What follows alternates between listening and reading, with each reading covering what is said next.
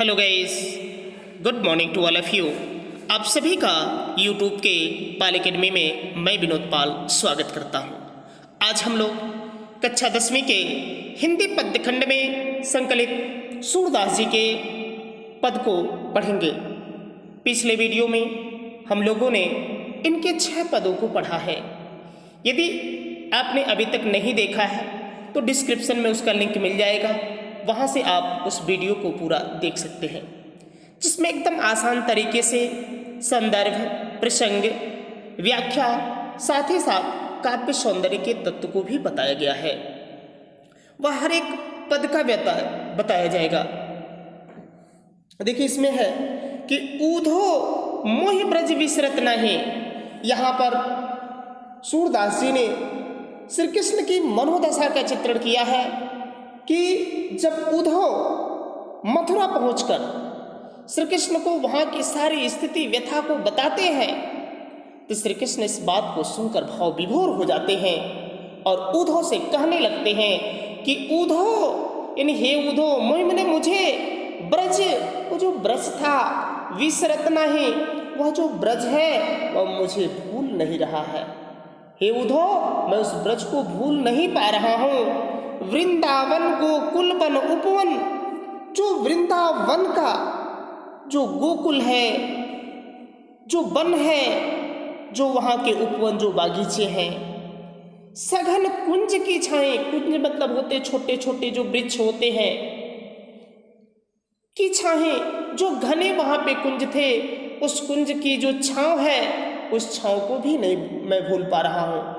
मैं बार बार भूलने का प्रयास करता हूँ, लेकिन मैं उस वृंदावन को नहीं भूल पाता हूँ हे उद्धव, क्योंकि वहाँ का जो वृंदावन का जो गोकुल था, जो वहाँ के वन थे, उपवन थे, जो वहाँ सघन कुंज की छाएं, जो घने कुंज, छोटे छोटे वृक्षों के जो छांव थे, जिनके नीचे हम लोग खेलते थे, उस छांव को भी हम नहीं भूल पा रहे हैं। फिर बता रहे हैं कि प्रात समय, प्रात मैंने सवेरे के समय, माता जसमती, माता यशोदा जी और नंद और नंद बाबा देख सुख पावत, मुझे देख करके सुख का अनुभव करते थे। वह अत्यंत सुख का अनुभव करते थे। जब सुबह सुबह मुझे किलकारी मारते हुए, हंसते हुए, खेलते हुए देखते थे तो वह अत्यधिक सुख का अनुभव करते थे। माखन रोटी दही सजायो, माखन और रोटी और दही सजायो, दही के साथ एकदम समझिए कि सजाए हुए दही जो होती है, यानी वह माखन और रोटी वह हमको क्या करते थे, खिलाते थे। और सुबह सुबह ही वह माखन और रोटी कैसे खिलाते, अतिहित साथ के हाथ, अतिहित मन अत्यधिक प्रेम के साथ वह मुझे दही और रोटी क्या करते थे, खिलाते थे। गोपी ग्वाल बाल संग खेलत, गोपी ग्वाल बाल संग खेलत, मैं वहाँ पे गोपियों और ग्वाल बाल के साथ खेला करता था। सब दिन मतलब पूरे दिन हंसते मतलब हंसते रहते थे। सिरात मतलब बीत जाता था, यानी वहाँ पर पूरा दिन हंसते खेलते ही बीत जाता था। सूरदास धन्य धन्य ब्रजवासी, अब सूरदास जी कहते हैं कि वे ब्रजवासी ही धन्य हैं जिन सो हित जदु तात, जदु तात मतलब होता है श्री कृष्ण। क्यों? क्योंकि श्री कृष्ण स्वयं ही जिनके हित की चिंता करते, जिन सो हित, जिनके हित की चिंता स्वयं श्री कृष्ण करते हैं, तो ऐसे ब्रजवासी धन्य हैं कि उन्हें श्री कृष्ण के अतिरिक्त ऐसा हितैषी कौन मिल सकता है कि जो यहाँ से बिछड़ने के बाद, जुदा होने के बाद, अलग होने के बाद उन ब्रजवासियों को उन्हें अभी भी ध्यान रहता है। हम उम्मीद करते हैं शायद आप लोग समझ भी चुके होंगे, लिख भी लेंगे। फिर भी एक बार देखिए कि उद्धव मोहि ब्रज विसरत नहीं। उद्धव जी श्री कृष्ण, उद्धव जी से श्री कृष्ण जी कहते कि हे उद्धव, मुझे ब्रज भूल नहीं रहा। मैं बार बार भुलाने की कोशिश कर रहा हूँ, प्रयास कर रहा हूँ, लेकिन फिर भी मुझे उद्धव, हे उद्धव, वो मुझे ब्रज भूल नहीं रहा। क्या क्या कारण है? उस वृंदावन के गोकुल, वन और उपवन, वहाँ सघन कुंज की जो छाएं हैं, जो छोटे छोटे वृक्षों के जो घने वृक्ष है उनकी जो छाया है उस छाया को भी मैं नहीं भूल पा रहा हूँ। और सुबह के समय माता यशोदा जी और नंद बाबा मुझे देखकर अत्यधिक आनंदित होते थे, उस चीज को भी नहीं मैं भूल पा रहा हूँ। माखन रोटी दही सजायो, माखन और रोटी वह क्या करते थे, मुझे यानी दही और रोटी मुझे बहुत अतिहित साथ खवावत और अत्यधिक प्रेम के साथ वो मुझे माखन और रोटी खिलाते थे। गोपी ग्वाल बाल संखेत, गोपी और ग्वाल बाल के साथ खेलते खेलते सब दिन हंसत, पूरे दिन हंसते ही सिरात मतलब बीत जाता था। सूरदास धन धनी ब्रजवासी, सूरदास जी कहते कि धन्य है वो ब्रजवासी जिन सोहित जिनके हित चाहते हैं जादूतात। जादूतात मतलब होता है श्री कृष्ण। वो धन्य है ब्रजवासी जिनके हितय से, यानी जिसका हित स्वयं भगवान श्री कृष्ण चाहते हो। अब हम इसके काव्य सौंदर्य के तत्व को लिखेंगे। भाषा ब्रज, गुण माधुर्य, रस श्रृंगार लिख दीजिएगा, क्योंकि यहाँ पे भले ही वियोग श्रृंगार है, वियोग श्रृंगार भी लिख सकते हैं, श्रृंगार का ही दूसरा भाग है। छंद गेयात्मक है और शब्द शक्ति अभिधा लिख दीजिएगा या शब्द शक्ति को छोड़ दीजिए। अलंकार में आपका देखिए, यहाँ देखिए ब्रज विसरत यानी ब वर्ण की आवृत्ति हुई है, अनुप्रास अलंकार है। पहले देख लीजिए जहाँ जहाँ ब्रज विसरत, फिर देख लीजिए वन उपवन सघन कुंज की छाई, प्रात समय मात जसमत अरुनंद देख सुख पावत, माखन रोटी दही सजायो अतिहित साथ खवा। गोपी ग्वाल, गोपी ग्वाल में भी देखिए गौवर्ण की आवृत्ति हुई है। यह देखिए अतिहित में भी आपका है तौवर्ण की आवृत्ति, तो यहाँ पे आपका अनुप्रास अलंकार हो जाएगा। और कुछ धनी धनी शब्द आया है, यानी धन्य है वहाँ के लोग, यहाँ पे आपका पुनरुक्ति प्रकाश अलंकार हो जाएगा। अब देखिए इसी के 8वें नंबर पद को पढ़ेंगे। ऊधो मन न भये 10-20। ये देखिए कि पहले जान ले कि एक कब की व्यथा है कि जब श्री कृष्ण जी मथुरा चले जाते हैं, उसके बाद से गोपियाँ उनको याद करके एकदम व्याकुल हो जाती हैं, तड़पती रहती हैं। उसका ही बहुत अच्छे से मार्मिक चित्रण किए हैं। और उसके साथ साथ श्री कृष्ण उद्धव को गोपियों के पास भेजते हैं कि आप जाइए, उनको किसी तरह अपनी योग साधना निर्गुण ब्रह्म की उपासना करने के लिए आप उन्हें प्रेरित करिए कि वह मुझे याद न करें, बल्कि निर्गुण ब्रह्म की उपासना करके किसी तरह वह अपने जीवन को आगे बढ़ाएं। तब की स्थिति की बात है कि ऊधो मन न भये 10-20। जब गोपियों को उद्धव इस बात को संदेश देते हैं कि आप लोग निर्गुण ब्रह्म की उपासना करिए, तब गोपियाँ उद्धव से कहती कि हे उद्धव, मन न भये 10-20, हमारे पास 10-20 मन नहीं है, हमारे पास 10-20 हृदय नहीं है, 10-20 दिल नहीं है। एक हूँ तो सो गयो श्याम संग, एक ही तो था। आप लोग गाना भी सुनेंगे, काश कहीं ऐसा होता कि 2 दिल होते सीने में। उसके आगे तो आप लोग जानते ही हैं। एक हूँ तो सो गयो श्याम संग, एक ही दिल तो था जो श्याम के साथ चला गया। को और आधे ईस, अब जब हमारे पास अब मन ही नहीं है, तो आप जिस ईश्वर की बात आराधना करने की बात कर रहे, इस मतलब ईश्वर की, जिस निर्गुण ईश्वर की ब्रह्मा की उपासना की बात कर रहे हैं, तो मेरे पास जब मन ही नहीं है, दिल ही नहीं है, तो मैं उनकी उपासना कैसे करूं। इंद्र शिथिल भई केशो बिनु, इंद्र हमारी जो इंद्रियां हैं वह शिथिल हो चुकी है, एकदम निष्क्रिय हो चुकी हैं, एकदम कमजोर पड़ गई हैं। किसके बिना?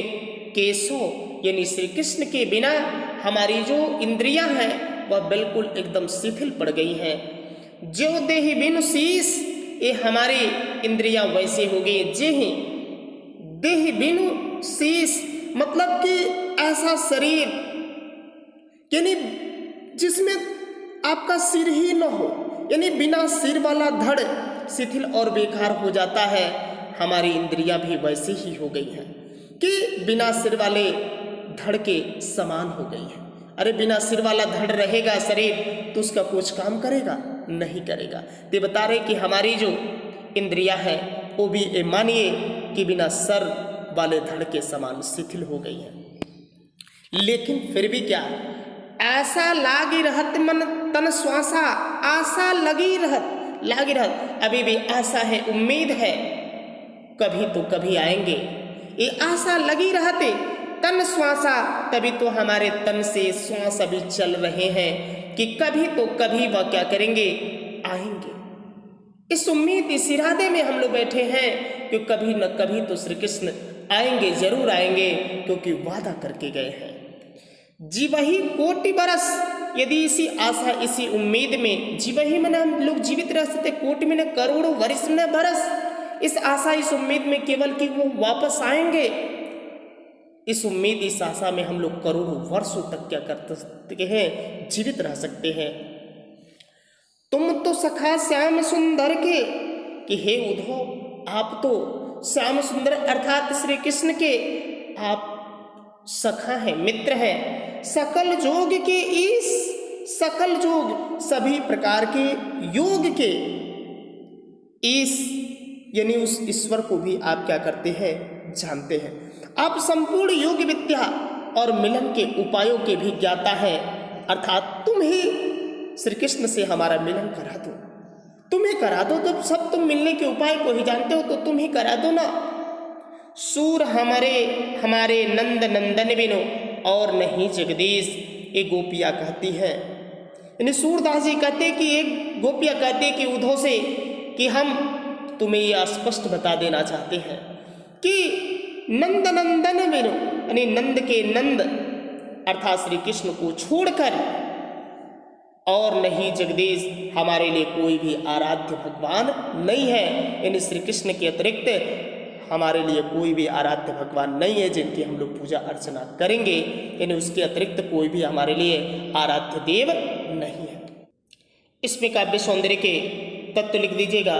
भाषा ब्रज, शैली मुक्तक, गुण माधुर्य, रस वियोग श्रृंगार एकदम स्पष्ट लिखिएगा। छंद गेय पद, अलंकार आपका 10-20 100 वर्ण की आवृत्ति, श्याम संग 100 वर्ण की आवृत्ति, नंद नंदन आपका 9 वर्ण की आवृत्ति।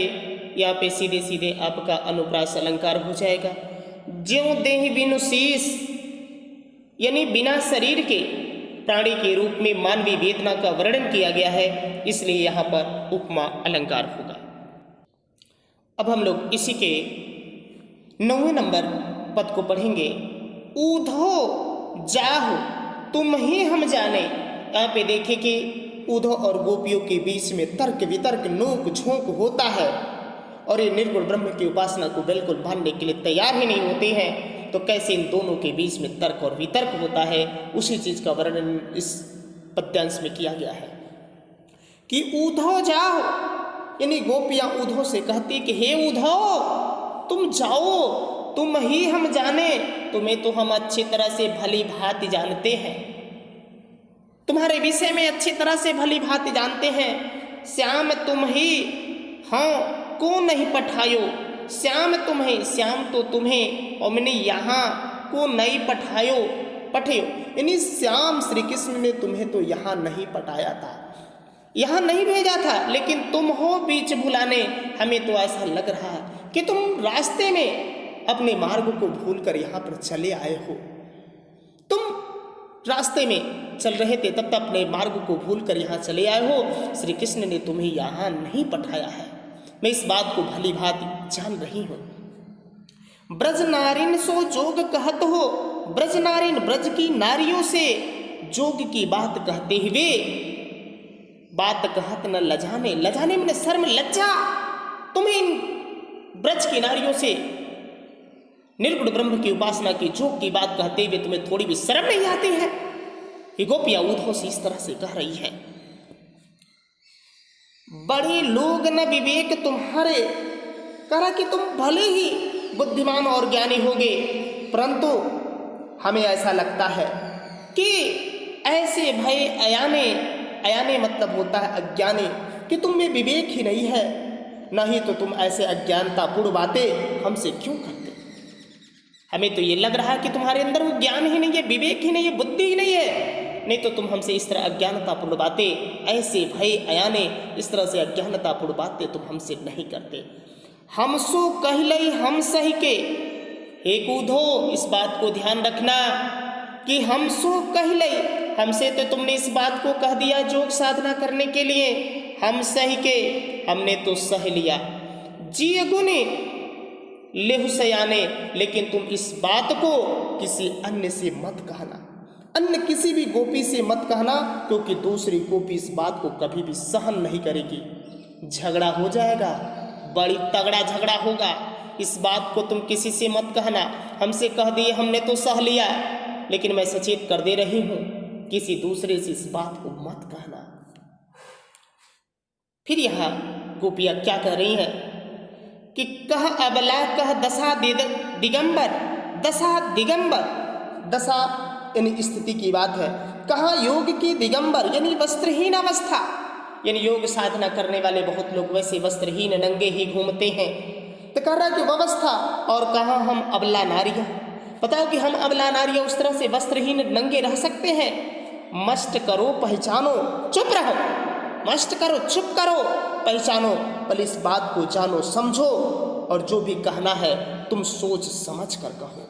साच कहो तुमको अपनी सो, सच सच बताना, तुम गोपियां ऐसे कहती हैं सच सच बताना अपनी सो, अपनी सौगंध खा के तुम अपनी कसम खा के सही सही बताना, कि बूझती बात निदाने की, और कोई भी बात बूझती बात निदाने, यानी बूझत जब ये बात तुमसे बताई जा रही थी, कही जा रही थी इस बात के विषय में, तो क्या सूर श्याम जब तुम ही पठायो तब नए को मुस्कायो, यानी सूरदास जी कह रहे हैं कि जब श्याम जब तुम्हें यहाँ पे पठाए थे, भेजे थे, तब नई को मुस्काने, तब थोड़ा सा मुस्कराए थे का, वे अवश्य मुस्कराए होंगे, तभी तो उन्होंने तुम्हारे साथ उपहास करने के लिए तुम्हें यहाँ भेजा है।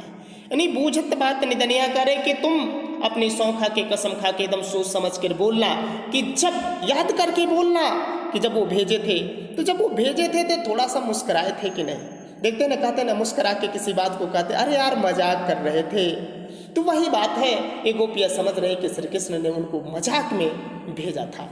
इसके काव्य सौंदर्य के तत्व में लिखे भाषा ब्रज, शैली मुक्तक, गुण माधुर्य, रस श्रृंगार, वियोग श्रृंगार रस लिखेगा, छंद गेय पद, अलंकार में आप इसमें छांट लीजिएगा।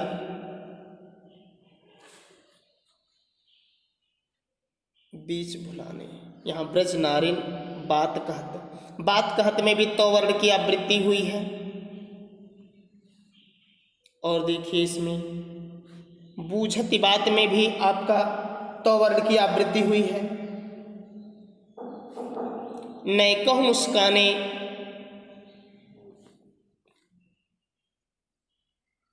नए कहूँ मुस्काने, इसमें क वर्ण की आवृत्ति हुई है। तो इस तरह से आप इन शब्दों में अनुप्रास अलंकार लिख सकते हैं। अब हम लोग इसी के 10वें नंबर पद को पढ़ेंगे, जो बोर्ड एग्जामिनेशन की दृष्टि से मोस्ट इंपॉर्टेंट क्वेश्चन है, ज़्यादा से ज़्यादा इसके आने की प्रबल संभावना है। अब देखिए कि यहाँ पर सूरदास जी ने गोपियों के माध्यम से निर्गुण ब्रह्म की उपासना का खंडन किया और सगुण ब्रह्म की उपासना का मानो मंडन कर दिया है। इस पद के माध्यम से ये गोपियां उद्धव से कहते हैं, यानी भ्रमर पहले संकेत करते हुए भ्रमर गीत का है, तो उद्धव से कहते हैं, प्रश्न पूछती हैं कि हे उद्धव, निर्गुण कौन देश को भासे, कि बताओ कि तुम जिस निर्गुण की बात कर रहे हो वह निर्गुण ब्रह्म किस देश का निवासी है, बताओ ना हमको। मधुकर कहीं समझाए सौह दे, मधुकर, क्योंकि उस भ्रमर गीत के विषय में थोड़ा सा जान लीजिएगा। भ्रमर गीत जो होता है, जिस दौरान ये वार्तालाप हो रही थी, उसी दौरान एक भौरा उधर ही मंडरा रहा था। तो ये गोपियां प्रत्यक्ष रूप से ऊधो से न कह करके वह इंडिकेट करते हुए उस मधुकर उस भौरे के ऊपर इंडिकेट करते हुए कहती हैं, इसीलिए इसको भ्रमर गीत नाम दिया गया है। मधुकर कहीं समझाई समझ दे, मधुकर अर्थात वहां पे ऊधो को ही बात की गई है कि हम तुमको शपथ दिलाकर, मधुकर कहीं समझाई समझ दे, हम तुमको शपथ दिलाकर, सौगंध दिलाकर, कसम दिलाकर हम तुमसे कहते हूँ कि बूझत साच न हासी, मैं सच सच पूछती हूँ। कोई इसमें हंसी मजाक की बात नहीं है। ये गोपियां ऐसे चेतावनी देती हैं उद्धव को कि मधुकर कहे, यानी उद्धव को यहाँ पे मधुकर के रूप में कहा कि उद्धव से समझा कर कहती हूँ, उनको कसम दिला के कहती हैं कि जो मैं पूछती हूँ उसका सच सच जवाब देना, ये कोई हंसी और मजाक नहीं है। और मैं जो पूछ रहे वो बताओ सही सही। कौन है जनक, इसका पिता कौन है? जिस निर्गुण ब्रह्म की तुम बात कर रहे हो उसका बाप कौन है, पिता कौन है, कौन है जननी, उसकी माता कौन है, कौन नारी, उसकी पत्नी कौन है, को दासी और उसकी दासी कौन है, कौन वर्ण, उसका वर्ण कैसा है, उसका रंग रूप कैसा है, वेश है कैसो, उसकी वेशभूषा कैसी है, किस रस में अभिलाषी और किस रस से उसे अधिक लगाव है, किस रस से उसे अधिक लगाव है, ये बताओ ना तुम हमको। उद्धव से कहती हैं और कहती हैं कि गोपियां उद्धव से एकदम चेतावनी देते हुए कहती हैं कि हमें सभी बातों का ठीक ठीक उत्तर देना, सही सही जवाब देना, नहीं तो पाओगे पुण्य, पाओगे मैंने प्राप्त करोगे, पुण्य मैंने फल, किए आपने जो तुमने किया है उसका फल तुमको मिलेगा। जोर करोगे गासी, जोर करो, जोर रे करोगे गासी मैंने छल कपट, यदि तुम मेरे साथ छल कपट करोगे, झूठ बोलोगे, गलत बोलोगे तो उसका फल तुमको मिलेगा। लेते धमकी देते ना कि जो जैसा करेगा उसको वैसा फल मिलेगा। तो गोपियां उद्धव को धमकी देती हैं कि तुम जैसा करोगे, अगर मेरे साथ छल कपट करोगे, गलत बोलोगे, झूठ बोलोगे तो तुमको उसका फल अवश्य मिलेगा। अब देखो क्या होता है। सुनत मौन है रहियो बावरे, अब इन सारी बातों को सुनते ही एकदम चुप हो गए। एकदम कहने का तात्पर्य ये है कि उद्धव एकदम समझिए कि इतने वाक्य चातुर्य, इतने बुद्धिमान व्यक्ति और एकदम बावरे एकदम शांत हो गए। यानी बावरे कहते हैं ना पागल होना, यानी पागल की तरह एकदम शांत हो गए। सुर सब मत नासी, और मानो कि सूरदास जी कहते हैं कि उन अनपढ़ गोपियों के सामने इस वाक्य चातुर्य, इस विद्वान उद्धव की मत ही पूरी क्या कर दी गई है, मानो मार दी गई है। ऐसी स्थिति आ गई है। काव्य सौंदर्य के तत्व लिख लीजिएगा। भाषा ब्रज, शैली मुक्तक, गुण माधुर्य, रस वियोग, श्रृंगार और हास्य रस दोनों है, क्योंकि मजा थोड़ी सी हंसी की भी बात है। छंद गेय पद, अलंकार देख लीजिएगा। समझाई सौ, ऐसे पूरा जब स्पष्ट लिखेंगे तो आपको पूरा अंक भी मिलेगा। कैसो के में भी कोवर्ण की आवृत्ति हुई है। पाओगे पुण्य, इसमें पवर्ण की आवृत्ति हुई है। सुनत मौन, इसमें भी आपकी 9 वर्ण की आवृत्ति हुई है। यहां पे आपका अनुप्रास अलंकार हो जाएगा। और जब मधुकर के रूप में, भौरे के रूप में उद्धव की तुलना की गई है तो वहां पर अन्योक्ति अलंकार भी होता है। इसे लिख दीजिएगा, छोड़िए, कोई दिक्कत नहीं। जब किसी की तुलना किसी अन्य से करके इंडिकेट करके केवल कहते हैं उसको और दिखाते किसी और को, तो वहां पे अन्योक्ति अलंकार होता है। अब हम लोग इसी के अंतिम पद को पढ़ेंगे कि संदेशो देवकी सो कही। ये देखिए उस समय की बात है कि जब श्री कृष्ण जी माता देवकी के पास चले जाते हैं और माता यशोदा जी का जो श्री कृष्ण के प्रति प्रेम है, स्नेह है, पीड़ा है, उस पीड़ा का कितना मार्मिक वर्णन सूरदास जी इन पंक्तियों में किए हैं कि यशोदा जी देवकी को एक पथिक के हाथ से संदेश भिजवाती हैं और संदेश भिजवाते हुए कहती है कि संदेश देवकी सो कहियो। उस संदेश देने वाले से कहते हैं कि देवकी सो कहियो, देवकी से क्या कहिएगा कि हों तो धाय तिहारे सुत की, कि मैं तो तुम्हारे पुत्र की धाय माँ, अर्थात माँ के समान पालन पोषण करने वाली सेविका को ही हम क्या कहते हैं, धाय माँ। क्योंकि रियल में वास्तविक पुत्र तो देवकी नंदन थे, लेकिन पालन पोषण शुरुआत में माँ यशोदा ने किया। तो वही कह रही हैं कि मैया करत ही रही हो, लेकिन वह मुझे मैया कहता रहा है। भले ही मैं उसकी धाय माँ हूँ, लेकिन मैया करत ही रही हो, लेकिन तो वह मुझे हमेशा मैया ही करता रहता है। इसलिए मैया करत ही रहने से मेरा भी उसके जो प्रति प्रेम है वह निश्चित रूप से, स्वाभाविक रूप से वात्सल्य प्रेम है। जदप टेव तुम जानते उनकी, जदप यानी कह रही है कि यद्यपि टेव मतलब होता है आदत, जानत मतलब जानती होंगी उनकी, तुम तो मैं जानती हैं कि तुम उनकी आदत को जानती होंगी, तो फिर भी मोह कहीं आवे, लेकिन फिर भी मैं कुछ उनकी आदतों के विषय में बता देना चाहती हूँ। मेरी ये उत्कंठा हो रही है, मेरी इच्छा हो रही है कि उनकी आदतों के विषय में मैं तुमको रूबरू करा दूं, बता दो क्या क्या है। प्रात होत मेरे लाल लड़ेते माखन रोटी भावे, प्रात होत मेरे लाल लड़ेते, कर कि प्रात होते ही मेरे लाल, मेरे जो लड़ेते मेरे जो दुलारे लाल हैं, माखन रोटी भावे, उनको माखन और रोटी बहुत ही पसंद है, अर्थात सुबह होते ही उन्हें माखन और रोटी देना। तेल उबटन और तातो जल, तेल उबटन और तातो जल मतलब गर्म जल से, ताहे देख भज जात ते, उसे देख कर ये तीन चीजें, तेल उबटन और गर्म जल देखकर वह तत्काल भाग जाते हैं, अर्थात ये चीजें उनको पसंद नहीं है।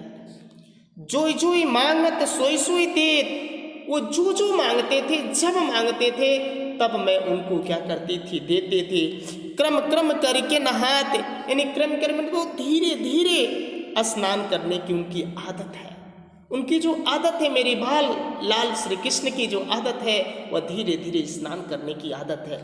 सुर पथिक सुन मोहि रैन दीन, और यहाँ पे ये यशोदा जी कहती हैं कि सुर पथिक, सूरदास जी कहते हैं कि पथिक सुन मोहि रैन दीन बढ़ियो रहत उर सोच, कि उस पथिक से कहते कि सुन मोहि रैन दीन, मुझे दिन रात यही चिंता सताती है कि बढ़ियो राहत उर सोच मेरे हृदय में कर कि सुर पथिक, सूरदास जी कहते कि जो पथिक सुन, उस पथिक से कहते मोहि रे दिन, मुझे तो दिन रात बढ़ियो रहत और सोच, मेरे हृदय में तो यही सोच, यही चिंता बनी रहती है कि मेरो अलक लड़े तो मोहन, मेरे जो प्यारे दुलारे मोहन अर्थात श्री कृष्ण है वो करत संकोच, कि वहाँ पे यानी मथुरा में कुछ मांगने में संकोच तो नहीं करते हैं, यानी संकोच बस वो कुछ मांगे ना तो खाए बिना कैसे दुबले और पतले हो जाएंगे, इस बात की मतलब चिंता कर रही है माता यशोदा जी कि कहीं ऐसा ना हो कि वहाँ पर कुछ मांगने के लिए वह संकोच करते हो। काव्य सौंदर्य के तत्व में लिख लीजिएगा भाषा ब्रज, सैन्य मुक्तक, गुण माधुर्य, रस वात्सल्य, छंद गेय पद। अब देखिए अलंकार छाट लीजिएगा।